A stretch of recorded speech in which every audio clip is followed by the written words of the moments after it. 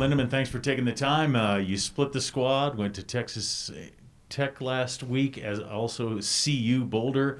Just tell me about your team. And the women are really showing some things off this year. Yeah, we were really excited with the way our women performed at Texas Tech. Topped off by our 4x400 meter relay team. They were 8th overall. They ran 3:49, which is 4th all time.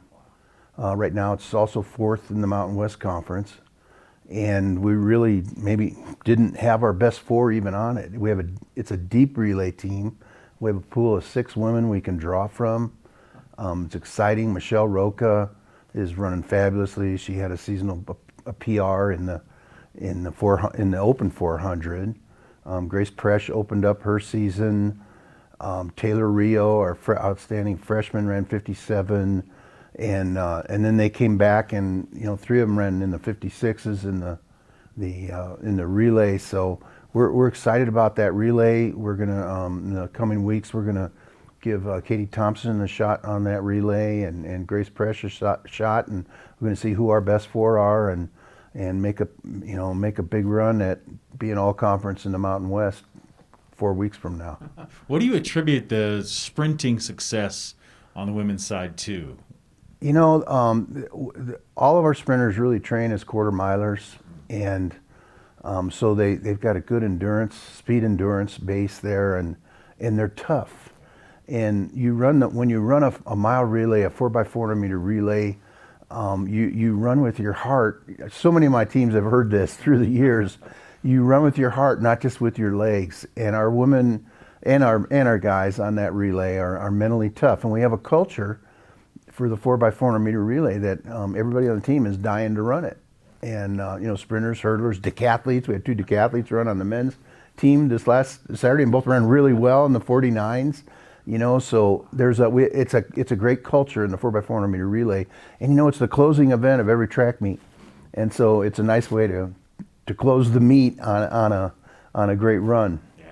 Anybody else from the weekend, either in Boulder or Texas Tech? Yeah, we had several. I mentioned Ethan Gardner.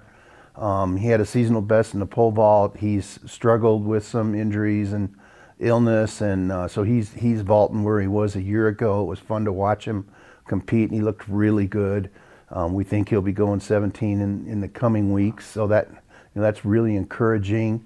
Really across the track, we had some hurdlers run really well. Cameron Harris again, Katie Thompson in the women's hurdles, and then at CU on Saturday, we had some middle distance and distance runners run really well. Frank Rossi in the 800 was a big surprise. He PR'd by a couple seconds, put himself right now, he's ranked 5th in the Mountain West. Highlight was probably Ryan Ioannidis in the 3000. Ran the equivalent of 7:57. It's number 4 all time. When you think about all the distance runners that we've had through the years, you're number 4 all time, you're pretty good. And he had just a bevy of teammates right behind him running really well right behind him in the 3,000 meters. And then in the women's 3,000, Tiari Toller, freshman, came to us from the prep school. She's from Scottsdale, Arizona, and she ran a fabulous 3,000, which is, I think, number 6 all time. And again, you think about the Michaela Norrises and the Hannah Ebersons and the Maria Metlers and the J.C. Smiths, and way back to the Callie Calhouns and Shannon Carpels and Suzanne Hinkies, and you're all of a sudden in the top 10 all time as a freshman. That was really encouraging. We have several of our other freshmen middle distance and distance runners that are really starting to come of age in their events, and you're going to see them in the coming weeks. You won't see them this week because this week's meet, the Invitational at the Peak, the longest event is the 800. As they get ready to run some top-notch distance races at sea level next week, or a week from now, and at Iowa State.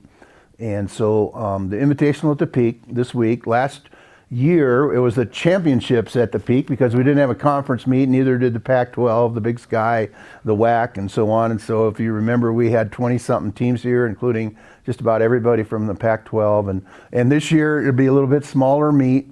We're kind of low-keying it a little bit. We'll run some new people and some people in different events. So, for example, Cameron Harris is going to long jump again, but not run the hurdles, just as an example. We have got 5 teams coming in: CU, Colorado State, Wyoming. That we seem to see those 3 just about every week, and then we got 2 Division II teams from Texas Lutheran and Hardin-Simmons.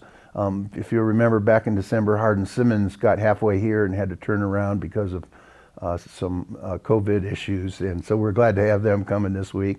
It should be a fun meet. It's a kind of an early meet on Friday because Friday evening at 5:30 we have our big Air Force High School Open 2-day meet. Starts at 5:30 Friday night and it'll go all day Saturday in here. So a big weekend.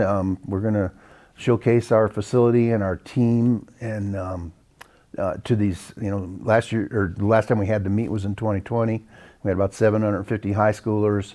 Not sure how much. We hope to have about the same amount this time, really from all over. Probably 90% of them are from Colorado, and then we've got them from Texas, Tennessee, Florida, California. So a smattering of some high schoolers. It'll be a fun way for us to showcase our facility. But our team is focused on this invitational at the Peak. It's another stepping stone to the conference meet in just 3 weeks. 3 weeks from Thursday we start.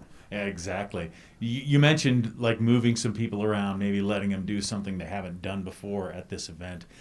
Have you found in the past that sometimes somebody, this late, this close to the championships shows up and you go, oh, wait a minute, we've got something here. Exactly. And so that's why we want to give some people some opportunities. Try some people in some different events. We want to, and we had a staff meeting yesterday. We talk about it every championship, indoors and out through the years. We have to optimize our points in the conference meet. We've got to find ways to score, and we've had a slogan in the past: every point matters, and truly it is going to this year. Colorado State seems to be getting a little better every week. Their women are loaded. We saw San Diego State last week at Texas Tech. We know they're really good on the women's side, but on the men's side, it's going to be a battle with Colorado State again. They've had our number now through a couple of indoor championships, not having had a championship last year, and we're anxious to optimize our points and make a go at them. Sounds good. Ralph Lindeman, thanks for the time. Have fun at the Peak this weekend. All right. Thank you, Brian.